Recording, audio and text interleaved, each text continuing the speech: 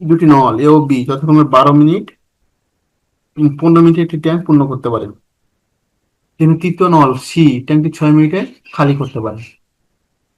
এ ও B চালু রাখার 5 minute পর সি চালু করা হয়, ট্যাঙ্কটি কত সময় খালি হবে? তাহলে প্রথম অংশে আমার কে কে কাজ করতেছে? এ বি কতক্ষণ কাজ করছে? 5 মিনিট। তৃতীয় ক্ষেত্রে কে কে কাজ করতেছে? পরের ক্ষেত্রে এ বি সি। আমি বলছি ট্যাঙ্কটা খালি হতে কত সময় লাগবে? এর সময় কত?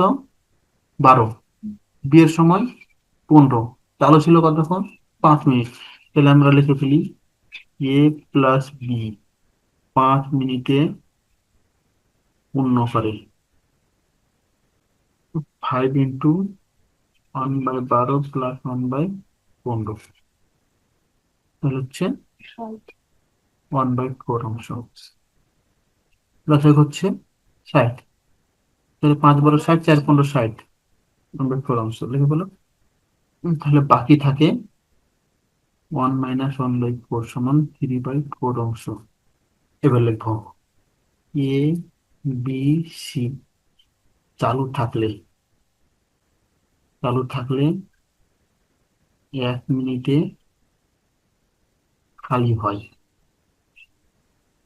দেখো 1/6 খালি করতেছে, আর এরা দুজন পূর্ণ করতেছে 1/12 + 1/15।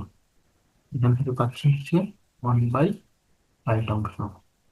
তাহলে উল্টা করে লিখি, 1/60 অংশ খালি হয় 1 মিনিটে, বা সরাসরি লিখতে পারি 1 অংশ